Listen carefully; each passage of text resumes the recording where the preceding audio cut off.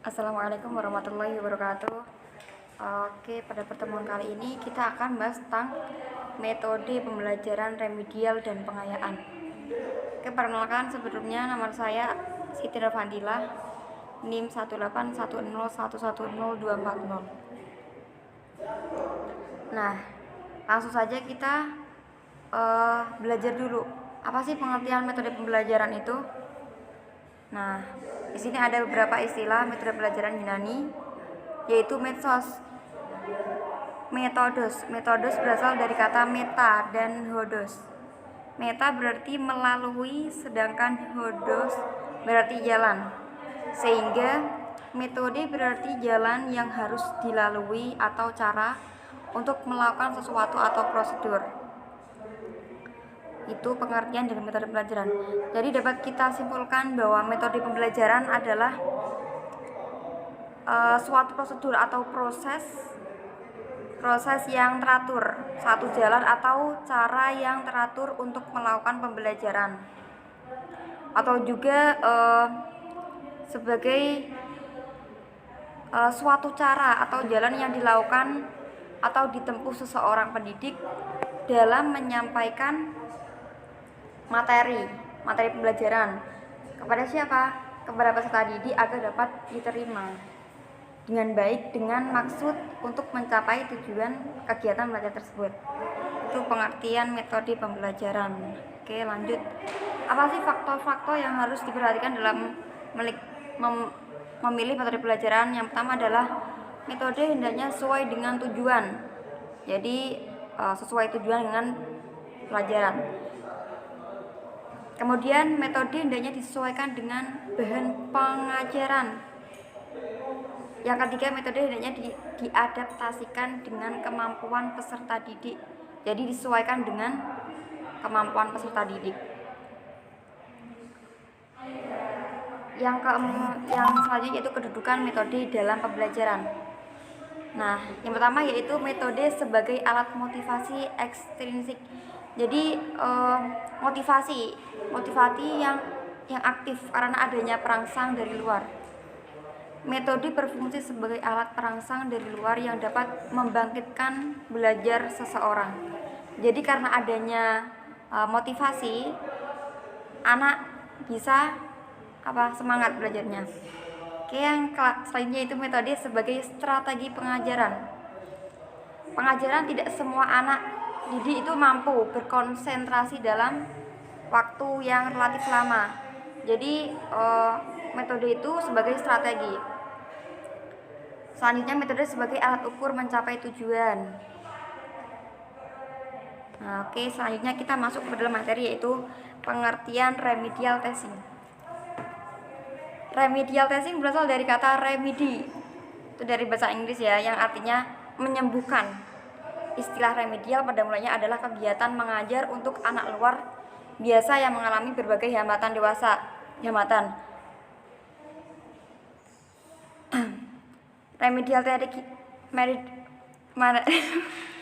remedial testing itu adalah bentuk khusus pengajaran yang berfungsi untuk menyembuhkan, membetulkan atau membuat menjadi baik. Nah, apa sih tujuan dan fungsi remedial testing itu? Secara umum tujuan remedial tidak berbeda dengan pengajaran biasa, yaitu dalam rangka mencapai tujuan belajar yang telah ditetapkan. Tujuan remedial testing yaitu untuk membantu siswa yang memiliki dan mengalami kesulitan mengikuti proses belajar dan pembelajaran secara reguler agar siswa dapat mencapai prestasi yang diharapkan. Itu tujuannya remedial. Nah, lanjut. Secara terperinci tujuan remedial nih. Yang pertama, agar siswa dapat memahami dirinya, khususnya prestasi belajarnya. Jadi adanya remedial ini siswa dapat memahami dirinya, prestasinya dalam belajar. Yang kedua itu dapat memperbaiki atau mengubah cara belajar ke arah yang lebih baik. Yang ketiga dapat memilih materi dan fasilitas belajar secara tepat. Jadi dengan adanya remedi ini diharapkan siswa itu dapat memilih materi dan fasilitas belajar yang tepat. Yang keempat yaitu dapat mengembangkan sikap dan kebiasaan yang dapat mendorong tercapainya hasil yang lebih baik. Oke. Lanjut ya. Ini ada beberapa fungsinya. Fungsi korektif, pemahaman, penyesuaian, pengayaan, akselerasi, dan terapeutik. Bisa dibaca sendiri ya. Nah, jenis-jenis pendekatan dalam teasing nih ada pendekatan kuratif, pendekatan preventif, pendekatan pengembangan. Nah, itu pendekatannya. Bisa dibaca. Oke, lanjut. Prosedur pelaksanaan remedial teasing. Bagaimana sih prosedur kita dalam melaksanakan remedi itu? Nah, remedi merupakan salah satu tahapan kegiatan utama dalam keseluruhan rangka pola layanan bimbingan belajar, serta merupakan rangkaian kegiatan lanjut rangkaian kegiatan dalam keseluruhan pola bimbingan belajar. Rangkaian kegiatan lanjutan logis dari usaha diagnosis kesulitan belajar mengajar. Tuh prosedurnya. Nah, ini remedial dapat dilaksanakan melalui prosedur sebagai berikut. Yang pertama, menelaah kembali kasus. Jadi langkah awal yang sangat penting bertujuan untuk mendapatkan gambaran kondisi siswa dan permasalahan secara jelas serta kemungkinan cara pemecahannya. Itu menelaah kembali kasusnya. Yang kedua yaitu pemilihan alternatif tindakan. Dalam rangka ini, sebagai kelanjutan atas dilakukan usaha untuk menentukan karakteristik suatu kasus yang ditangani tersebut. Yang ketiga yaitu pemberian layanan khusus bimbingan dan konseling. Tujuan utama proses layanan bimbingan dan konseling dalam lingkup pendidikan dan pembelajaran adalah agar siswa ini dapat mengalami permasalahan belajar terbebas dari hambatan-hambatan belajar, hambatan yang mungkin dialami siswa. Yang keempat yaitu pelaksanaan kegiatan remedial. Sasaran pokok proses pelaksanaan pengajaran remedial adalah untuk meningkatkan prestasi dan kemampuan siswa. Jadi artinya siswa ini dibantu untuk mengejar ketertinggalan mereka dalam memahami materi pelajaran, serta dalam penyesuaian diri dengan metode dan proses pembelajaran yang dilakukan oleh gurunya. Yang kelima yaitu pengukuran kembali hasil belajar. Tahap pengukuran kembali hasil belajar siswa ini dilakukan untuk mengetahui apa? Kesesuaian antara rencana yang telah disusun dengan pencapaian hasil belajar yang diperoleh siswa tadi itu dengan setelah melakukan program itu tadi remedial. Yang keenam yaitu reevaluasi dan radiognosis. Hasil pengukuran prestasi siswa pada langkah yang kelima tadi pengukuran kembali hasil belajar, kemudian ditafsirkan dan dibandingkan sesuai dengan cara dan kriteria atau normal pembelajaran pada umumnya. Nah, hasilnya akan muncul 3 kemungkinan. Siswa menunjukkan peningkatan kemampuan penyusahan diri dan prestasinya telah mencapai kriteria keberhasilan minim seperti yang diharapkan. Itu yang pertama. Yang kedua, siswa menunjukkan peningkatan kemampuan penyesuaian diri. Yang ketiga yaitu siswa dapat menunjukkan perubahan yang belum berarti baik dalam prestasinya tadi. Itu. Kemudian kita lanjut ke pembelajaran pengayaan.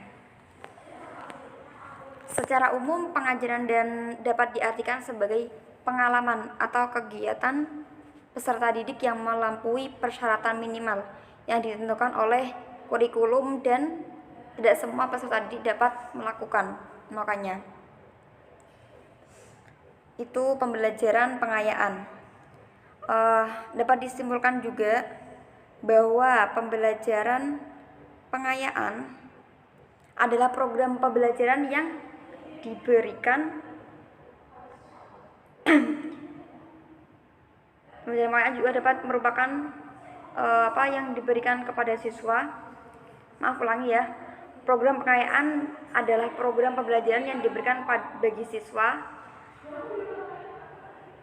belajar lebih cepat. Nah, ini kuncinya, yaitu bisa belajar lebih cepat.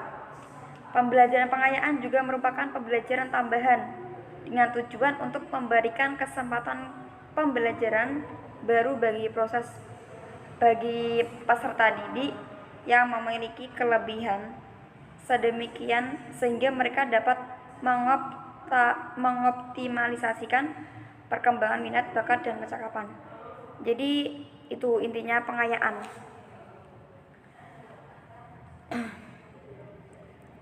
Nah, ini hakikat pembelajaran pengayaan.